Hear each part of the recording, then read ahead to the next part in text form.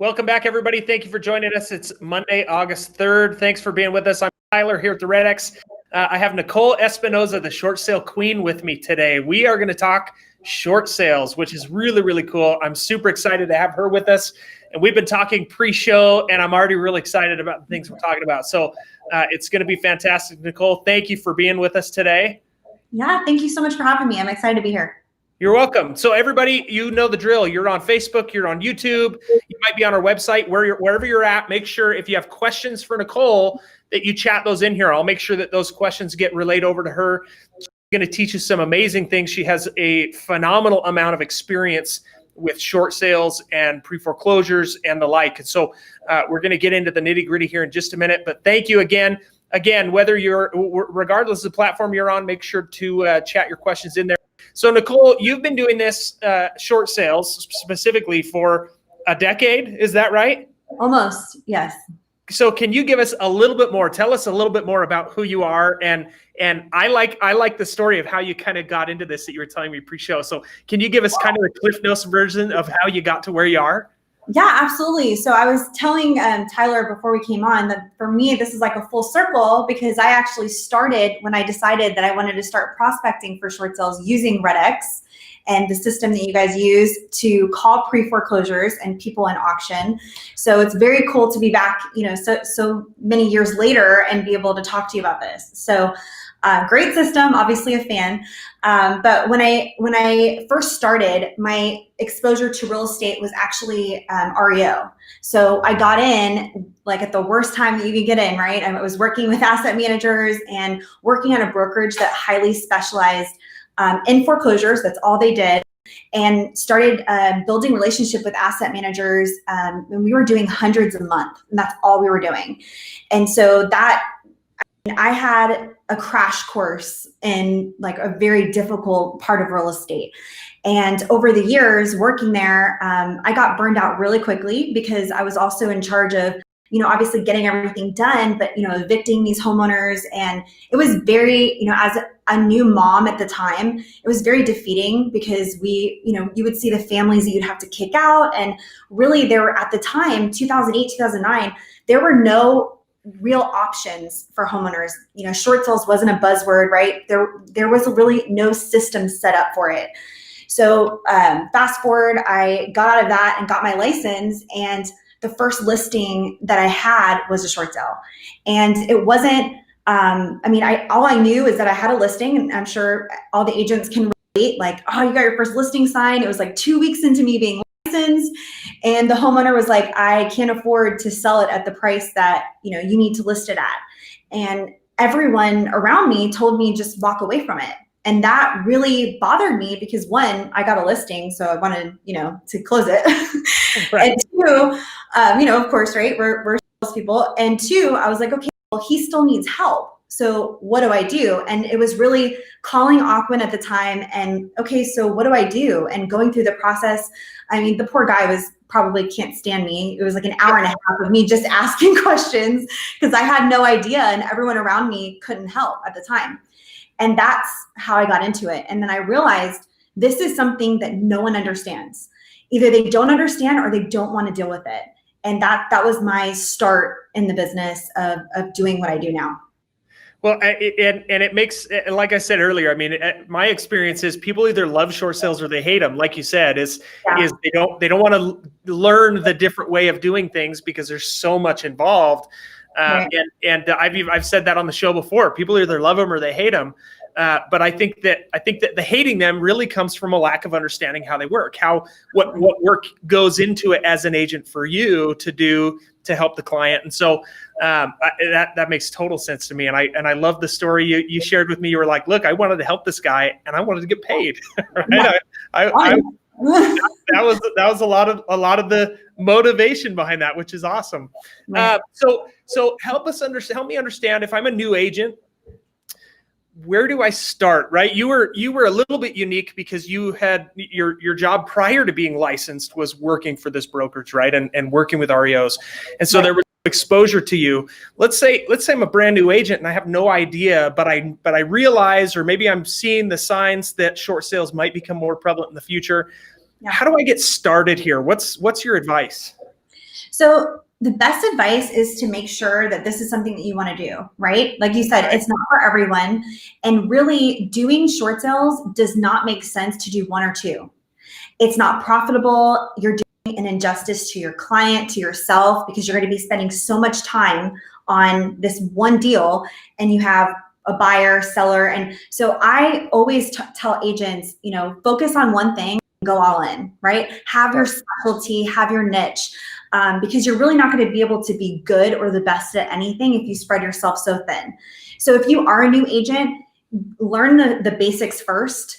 I actually don't mentor new agents because I tell them, I'm like, you need to learn the basics of a transaction on how, like what's normal before you learn the complicated things like with dealing with short sales, right? You're going to be focusing on what do I do when I get a contract? And I'm trying to tell you how to get the lien holder to accept the loss despite what it says in the contract. So it's just too much. So as a new agent, learn the basics. If you're an experienced agent and this is something that you're wanting to specialize in, there's a lot of resources that we put out for free to help agents, because that was the one thing for me that was really frustrating, is that I've never been able to mastermind or network with agents that do this on a high level, mostly because they don't want to, the people that do it don't want to share their secrets, right?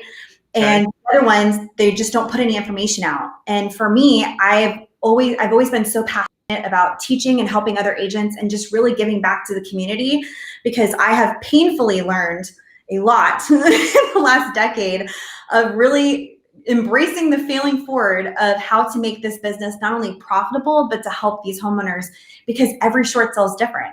You know, you can do an FHA and a conventional or with the same lender and have a completely different experience. So the best advice I can give is, you know, make sure this is something that you definitely want to do, and then go all in and understand that you're going to need to specialize in it for it to make sense. So you said it doesn't make sense to do one or two. Is there a number where it does start to make sense? Like maybe I want to continue with my referral business. Maybe I want to continue prospecting expireds and things, but is there a number of transactions that let's say annually, if I'm going to do short sales annually, that makes sense? Does that make sense what I'm asking? Yeah. So, I mean, for the longest time, I guess it just really depends on your financial goals, but for the longest time, I was doing 20 to 30 a month. And this was me, 20 to 30 listings a month. And this was me with a VA and an assistant. Okay. At this point right now, we have 11 people on staff and we're processing over 100 short sales a month. So we have about 123, I think, is our team meeting this morning. I can't remember the exact number, but something like that. So average over 100 a month. And it has taken from the jump from 30 to 100 has been completely. So in order to be consistent, that was it. So for me, it was finding, you know, in the beginning, it was prospecting, right? Cold calling, the pre-foreclosures, the auctions, and then building my brand to be a referral business. So at this point, you know, I haven't cold called in years. I think the last one I did was for a YouTube video. Besides that, I've been out of production for a couple of years now. So everything we do is 100% referral.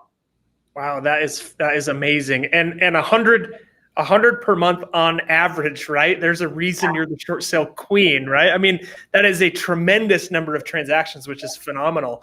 You mentioned that you have 11 people on staff doing over 100 short sales a month. What does that staff look like? How does your staff made up?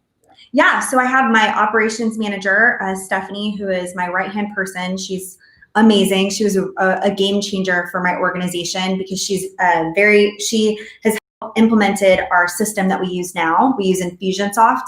Mm-hmm. And it's very much so. I'm a salesperson.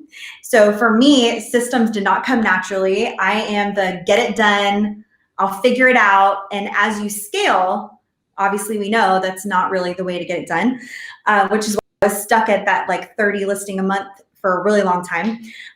But Stephanie is the operations manager, so she oversees the day-to-day operations and the negotiations with the bank.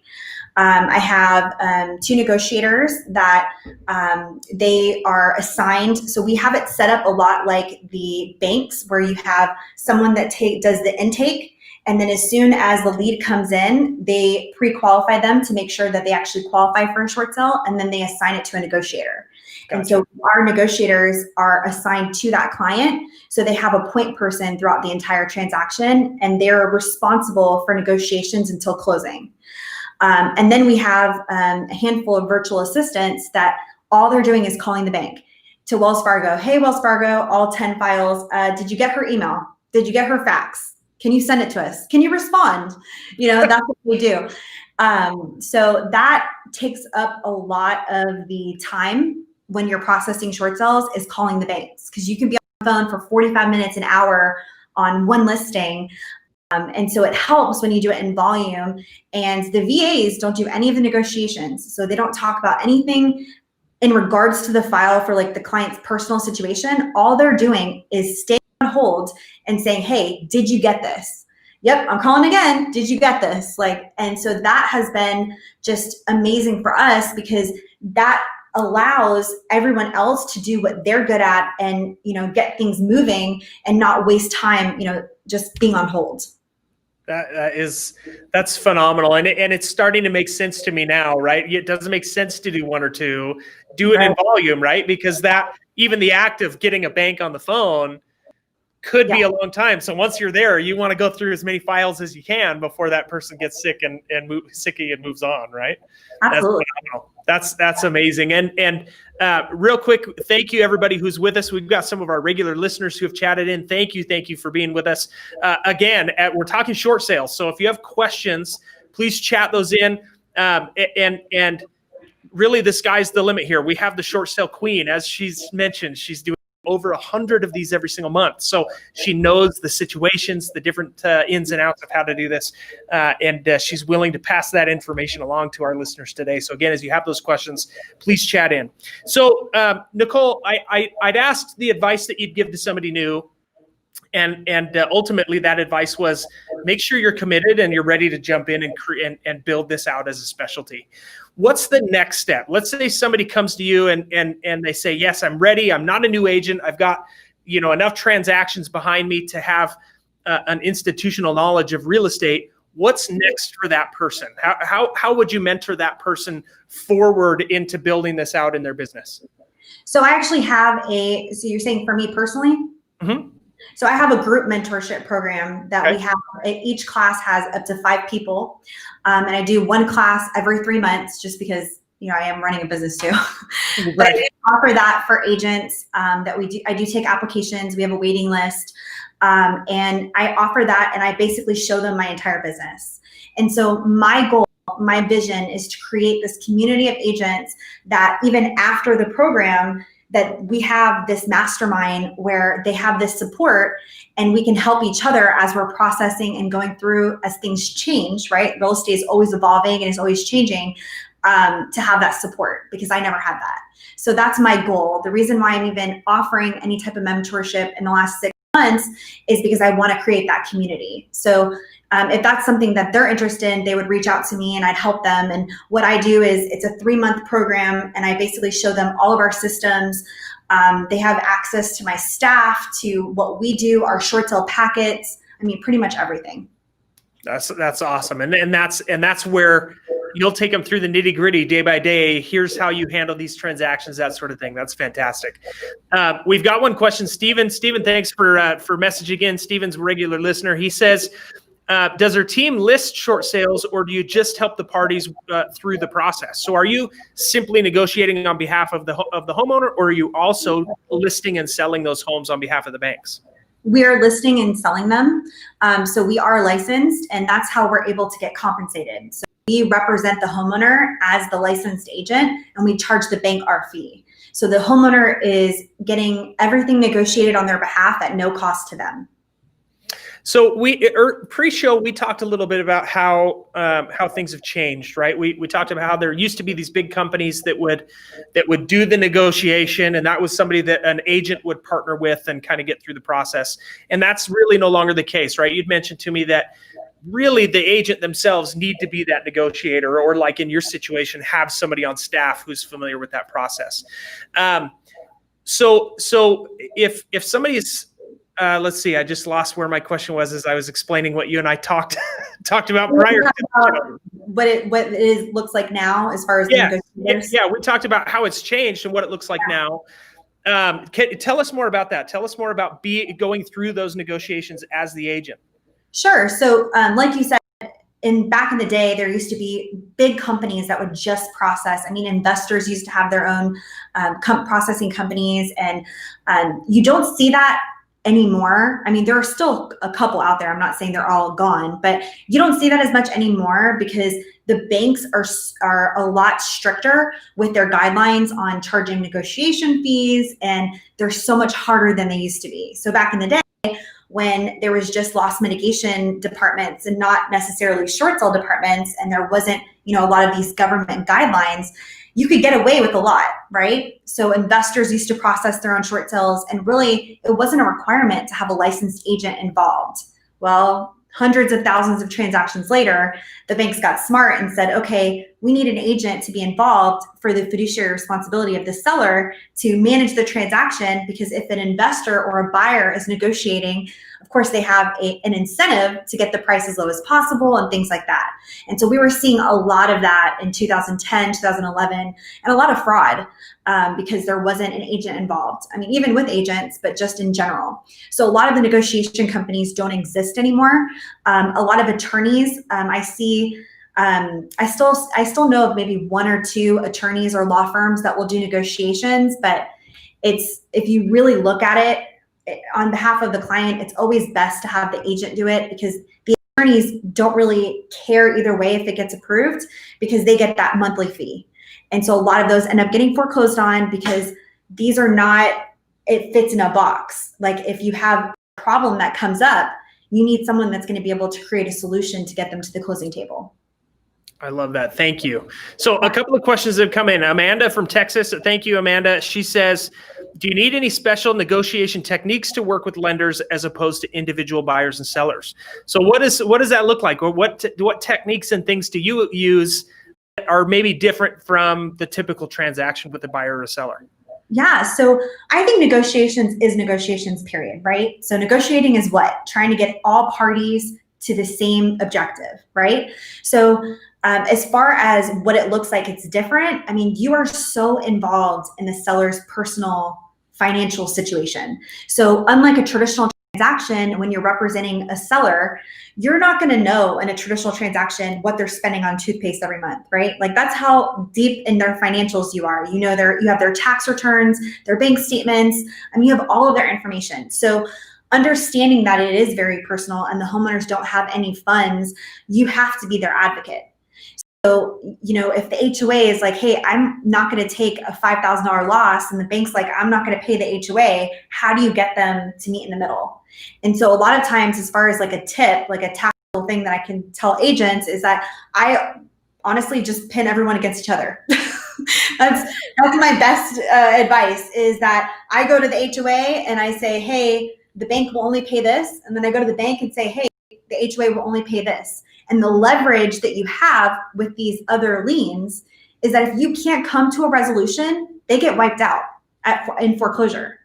So you, as an agent, you have that leverage of saying, look, we all have the common goal. Right now, you're not getting paid. Let's get you paid. And so, in Texas specifically, homeowners associations are absolutely ridiculous, especially depending on who you deal with. And I think that's just a popular opinion, regardless whether you're negotiating or not. But if a homeowner is not paying for 4 or 5 years to anybody, they're not going to be the happiest, right? So How can you get to a place where you're trying to get everybody on the same page? I mean, that's what it is. I love that. Thank you. So another one here says, from an investor standpoint, what does the perfect short sale candidate look like? For an investor, a real estate investor, the perfect short sale is a distressed home, because you can justify a deeper discount because of repairs. Because if a home cannot finance, it rules out a traditional buyer. So a perfect short sale would be someone that owes more than the house is worth, where there is something to actually negotiate, and a home that needs significant repairs so that you can justify your discount to still make a profit. So that would be the ideal candidate. If you're doing any type of direct marketing as a real estate investor to properties that don't have equity, you're going to come across all over the place, right? So there's a stigma with short sales that it's just like foreclosures in the sense that they're trashed out. I mean, I've heard crazy things, right? Like when I was doing REOs, filling the pipes with cement and all the HGTV drama that they love to fill our heads with. That's not the case on most of the time. But with short sales, remember, it's the borrower, the homeowner situation that makes it distressed, not necessarily the home. We have short saled some of the nicest, prettiest, most beautiful homes, $1 million homes, 600,000, whatever, because of the homeowner's personal situation. But it doesn't help if they don't have funds to make repairs. So that's how you get in a situation where a home needs repairs. So to bring it back, because I have bad ADD, the real estate investor, it would be a house that does need repairs so that you can justify a discount with the bank. Gotcha. That's fantastic advice. So here's another question. This is one that I'm really curious about. It says, what's your standard short sale or NOD listing presentation when you first meet with the lead, as it's not a standard expired listing presentation? So how does that first meeting go with somebody who, and you said you work on referral only, which means that these are people from either your network or your website, or coming and saying, look, here's a person that might be eligible. How does that first meeting go? What does that look like in order for you to determine, number one, if that's somebody that you want to work with, and if they're even somebody that is eligible to work with you? So I'm going to say an unpopular opinion that a lot of people don't really go with when it comes to real estate agents. I don't like presentations. I don't use presentations. I never have in my career because for me, and again, this is just me, so I'm going to tell you from my experience, if you use them, more power to you. But for me, I never, as a consumer, I always market and talk to consumers like I want to be talked to, right?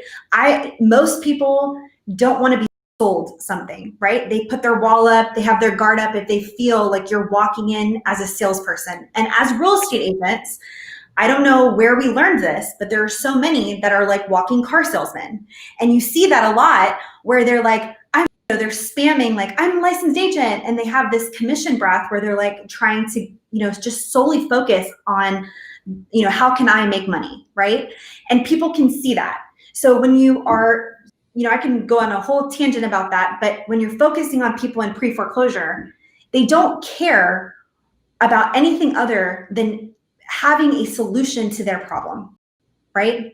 So how can I be a solution to your problem because you are so overwhelmed, you are facing foreclosure, and you are heavily solicited?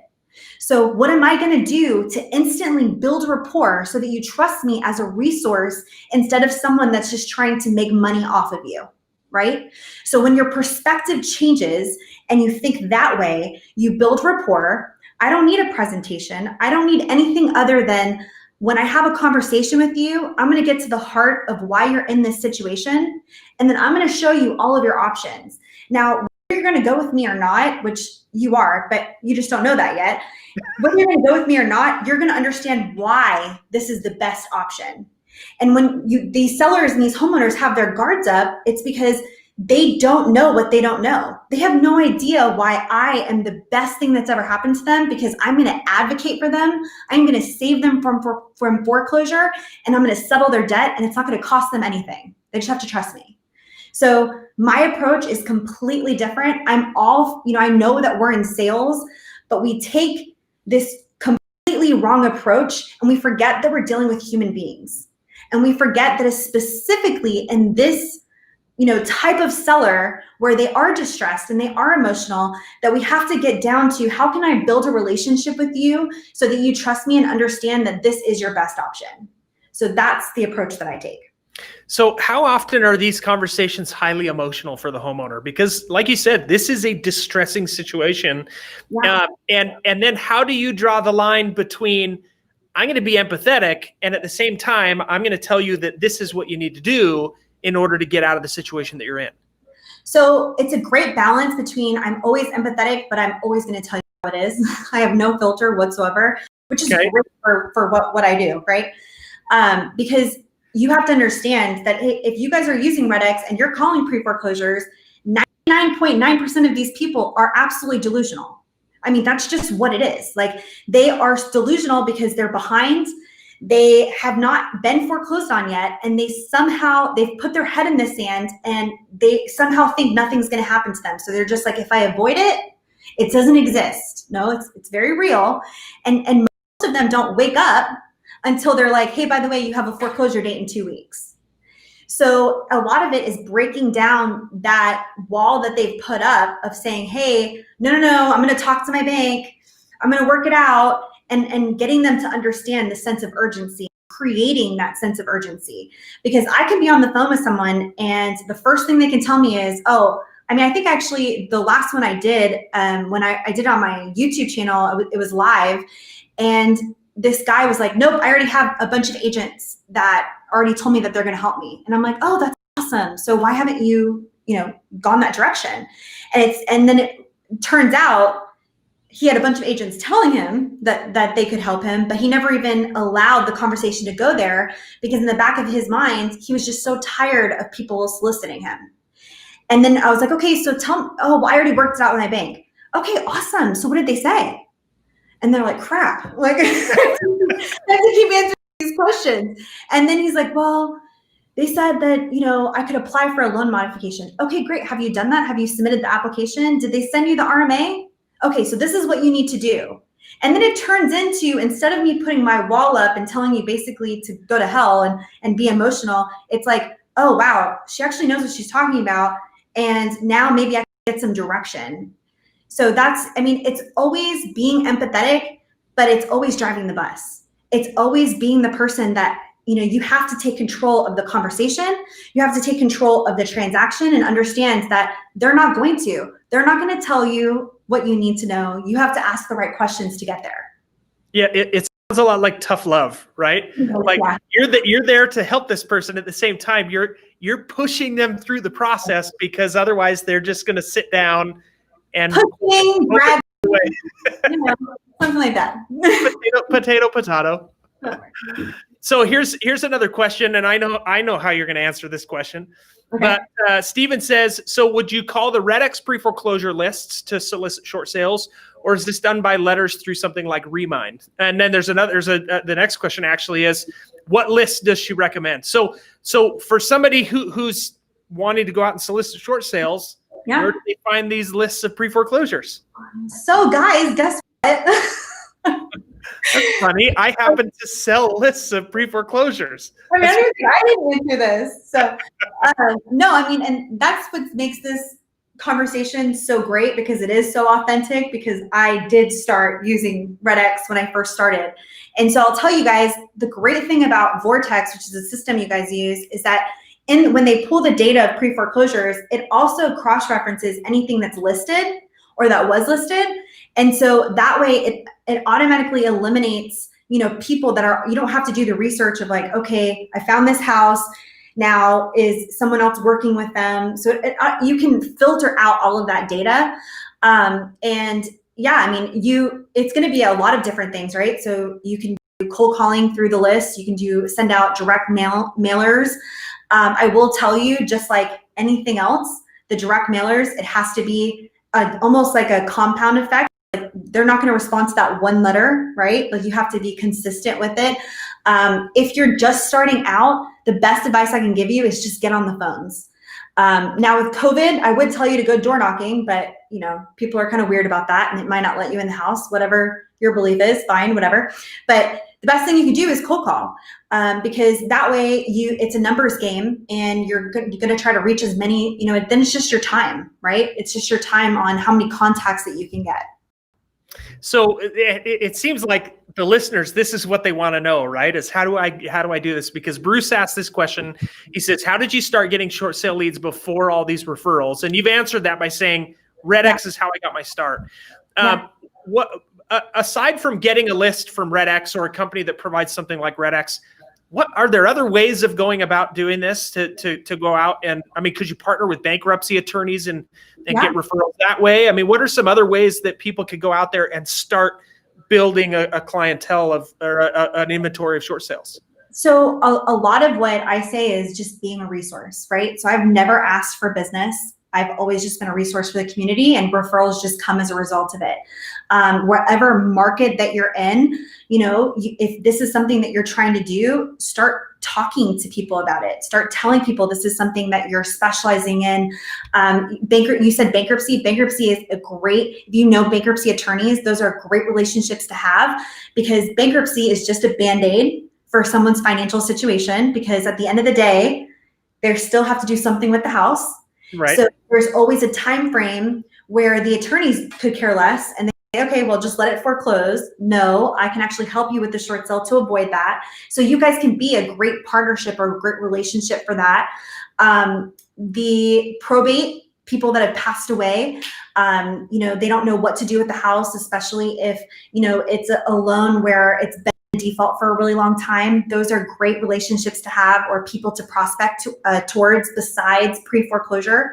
So there's a lot of different things. I mean, really the best way to think about it is who would be interacting with someone that has a financial hardship? Where can I connect with people that need this type of help that don't have resources? I'd start there. So it's almost a follow the lack of money. Yes. I mean, look for places where money's hard, because that typically means that payments are going to be missed, and that could put people in a situation to help. That's really awesome. It seems like that's really where people are curious, right? Is how do I get started doing something like this? So what I'd love to talk about, and you mentioned this briefly as you started talking about mailers, right? It's a compound. You've got to send lots of mailers, and eventually people are going to respond. What insight can you give us into prospecting to pre-foreclosure leads that might help our listeners as they start doing this in their business? So the best advice I can give if you are going to focus on pre-foreclosures is to understand all of the options that these homeowners are facing. Okay. So the hardest part is, you have a couple objections, right? One, how do I get these people on the phone? And then once I get them on the phone, how do I keep them on the phone, right? How do I keep them engaged?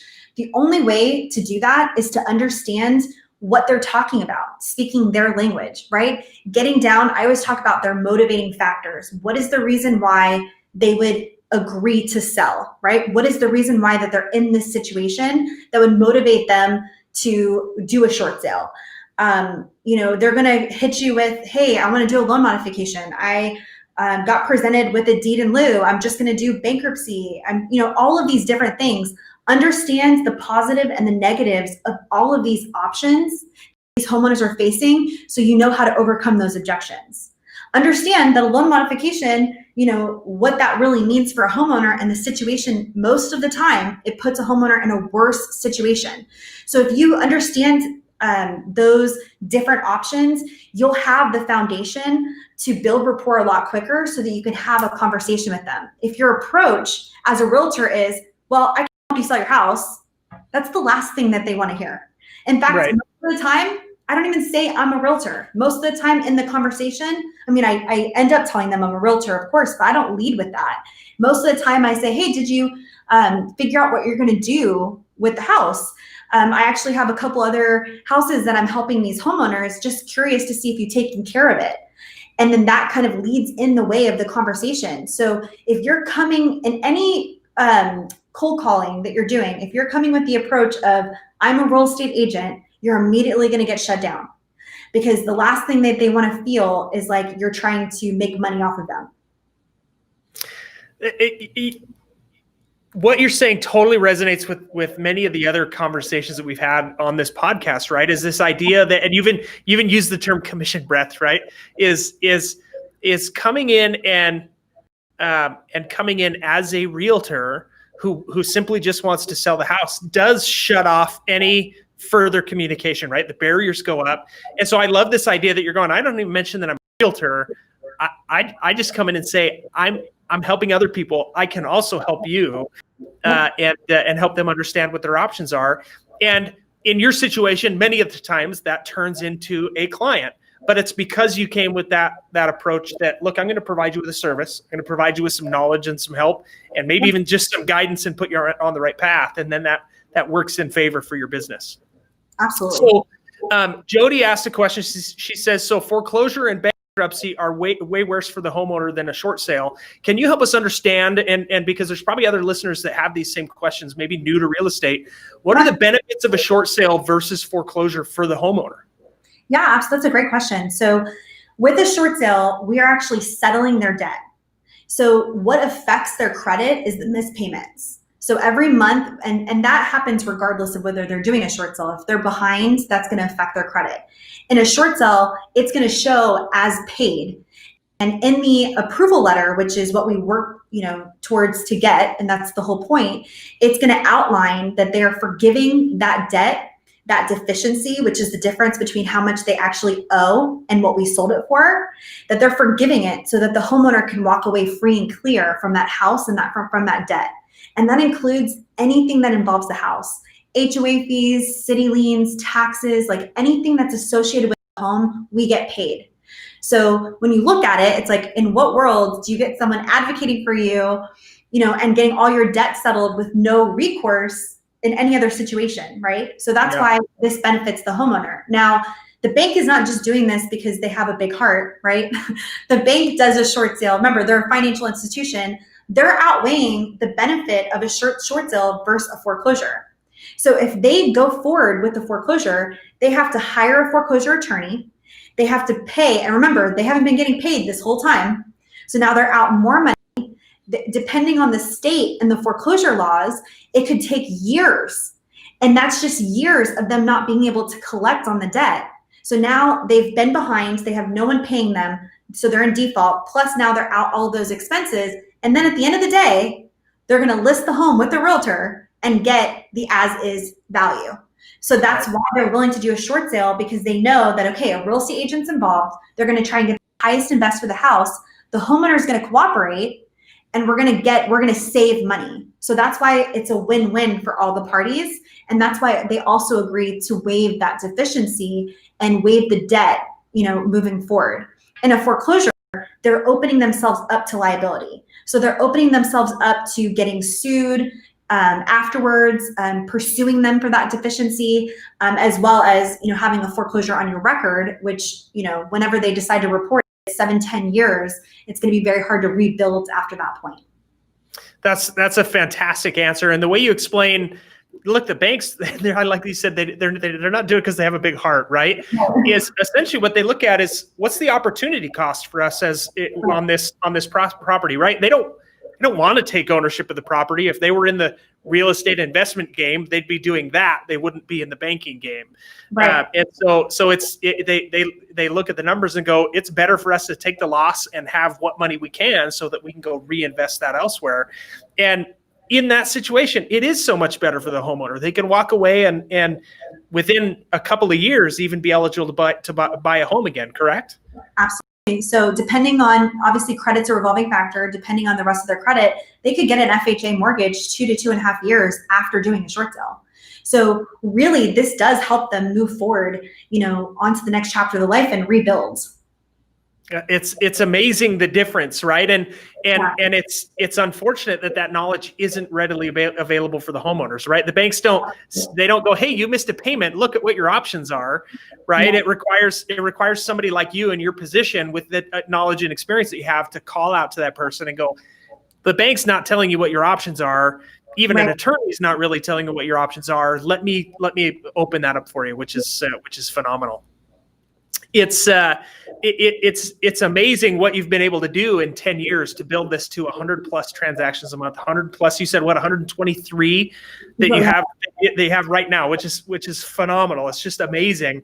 And I love that what you've done is then you've taken it, you turn around, and now you're sharing that elsewhere, right? You've got a nationwide company, and you're sharing this information elsewhere, which is absolutely fantastic. It's been wonderful to kind of pick your brain a little bit and see what else is in there and have that shared with our audience. Carolina, she just asked a question. She says, is there a good source for more information on short sales so that we can feel comfortable in educating these homeowners? So where can she continue to learn more so that she knows what those options are for the homeowners? Absolutely. So you can go to, I put out videos every week on my YouTube channel. So you just go to YouTube, The Short Sale Queen, and we do it directly for real estate agents and real estate investors. So that's a free resource for you guys. We actually have a manual coming out next month, and it's how to master short sales, and it's going to include all of our forms that we use and an overview from start to finish. So we're almost done with that. So that will be out, and the information will be on our website for that. But for now, our YouTube channel, we give out free resources for agents. So here's one, maybe we're getting near the end of the show, but here's one question that I think is on everybody's mind. And you and I were talking about this just as we started the show here. Why is now a really good time to start learning this if agents haven't up to this point? Yeah, so obviously if you don't know about COVID, you don't really know what's going on, right? But when a lot of agents don't understand is that because of the pause of the forbearances, the pause of the mortgage payments, it's causing a ripple effect with people that are in default. And I believe that we're going to see waves of this happening. So just to give you perspective, it was like 6.6 million people that went into forbearance, and those are just government loans. So I don't know the statistic for conventional loans. What that means is that the banks were I actually went on a rant on this on Facebook where I was getting so upset that real estate professionals were telling these homeowners, just call your bank, they're going to help you, don't pay. And I'm like, okay, hold on. These are financial institutions. Nobody's helping anyone. They're basically pausing the mortgage payments and saying, okay, pay us in 90 days. But by the way, when it's due, it's going to have now not only the 90 days, but the next upcoming payment. So if you couldn't make that one mortgage payment, can you make 4 at one time, right? Most Americans live paycheck to paycheck. It's not like even right now in August, things have gotten a ton better. We're still trying to navigate the COVID waters of getting the states open back up. So now August is around the time of the 30 or the 60 to 90 days. And now people are like, okay, crap, I don't have the money. What do I do now? The only other option is to try to do a loan modification or to sell. And so what we're seeing is a lot of people being forced into a loan modification where their terms are changing and they still can't afford the house. So you're going to see, this isn't like a guess or whatever, you're going to see a wave of people that are going to need help in the next year, even in the next couple months, where they don't have any other options. They still haven't recovered their income. Now they're in a worse situation because they're not usually that type of borrower that had a bad loan like 2008, 2009. This is a borrower that they lost their job because their job didn't open up. COVID didn't allow them to work, and now they have to figure out how to survive. So if you are a real estate agent and this is something like this is going to be something that comes up, whether you pay attention or not, you're just going to start seeing it. In the next year, we're going to see for the next couple years, I really feel like short sales are going to make a huge wave. And again, it's going to be a different kind of client. That's a fantastic answer. Thank you. I think that there's a number of other people making an educated prediction, right? That we're going to see these increase more than we've seen in the last few years.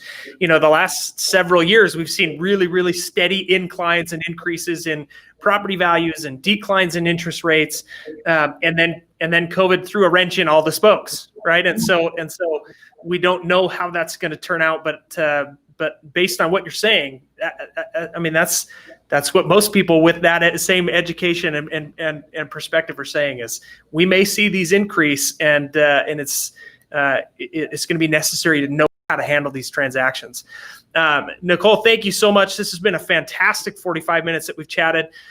There's a few questions coming in about where they can learn more about your information. What is your website that where people can go and learn more about the resources that you have available?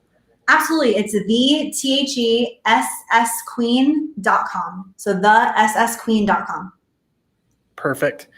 And then from there, they can easily find your YouTube channel as well. Sure. Yeah, it has all the information on there.